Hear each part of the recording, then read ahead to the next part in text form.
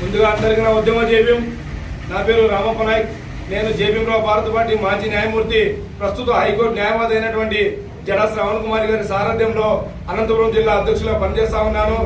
ఇవాళ గాలదిన్న మండలం పెనంచెర్ల గ్రామానికి చెందినటువంటి శేక్షావల్లికి చెందినటువంటి 3 ఎకరాల 2 సెంట్ల పొలంలో అగ్రవర్గాలకు చెందినటువంటి 6 వ్యక్తులు దౌర్జన్యంగా అతని పొలంలో సీనా చెట్లు వేసుకోవడం జరిగింది.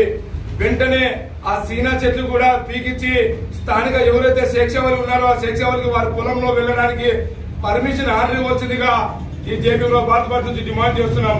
అలాగే స్థానిక గాలదిన ఎస్ఐ గారిని కూడా జేబీఎంరావు భారత పార్టీ నుంచి ఒకటే గుర్తు చేస్తున్నాం. సార్, ఎవరైతే శేక్షావల్లి పొలంలో దౌర్జన్యంగా సీనా చెట్లు వేచారో వారిపైన వెంటనే క్రిమినల్ కేసులు నమోదు చేసి చట్టపరమైన చర్యలు తీసుకోవాలని కూడా జేబీఎంరావు భారత పార్టీ నుంచి డిమాండ్ చేస్తున్నాం.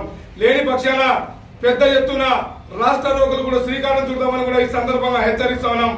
ఇవాళ బడుగు బలహీనత వర్గాలకు చెందినటువంటి వ్యక్తులకి ఈ విధంగా అన్యాయం జరుగుతూ ఉంటే కనీసం ఈ రాష్ట్ర ప్రభుత్వానికి చీమ కుట్టినట్టు లేదంటే నిజంగా ఈ రాష్ట్ర ప్రభుత్వం చేసుకున్నటువంటి సిగ్గుచేటుగా భావిస్తా ఉన్నాం.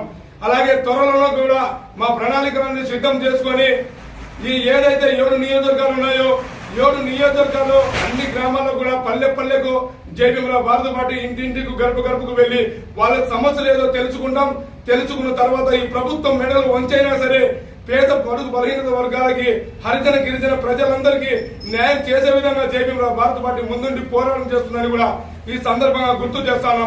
ఇప్పటికైనా కూటమి ప్రభుత్వంలో ఉన్నటువంటి నాయకులు కావచ్చు, అధికారులు కావచ్చు, ఏదైతే బడుగు బలహీనత వర్గాలకు అన్యాయం జరుగుతుందో ఆ అన్యాయాలన్నిటి కూడా ఆ సమస్యలన్నిటి కూడా స్థానిక ఏ మండలాల్లో చెందినటువంటి ఎంఆర్ఓలు కావచ్చు, విఆర్ఓలు కావచ్చు, సర్వేలు కావచ్చు, ప్రతి ఒక్కరూ ఇంటింటికి వెళ్లి వాళ్ళ సమస్యలు పరిష్కరిస్తే బాగుంటుందని కూడా ఈ సందర్భంగా గుర్తు చేస్తాం. లేని పక్షాన మా దృష్టికి వస్తే రాష్ట్ర రోగులు కూడా శ్రీకారం చుడతామని కూడా ఈ సందర్భంగా అనంతపురం జిల్లా వ్యాప్తంగా ఉన్నటువంటి ఎంఆర్ఓలకి, విఆర్ఓలకి అందరికీ ఇదే గుర్తు చేస్తామని కూడా ఈ సందర్భంగా గుర్తు చేస్తాం.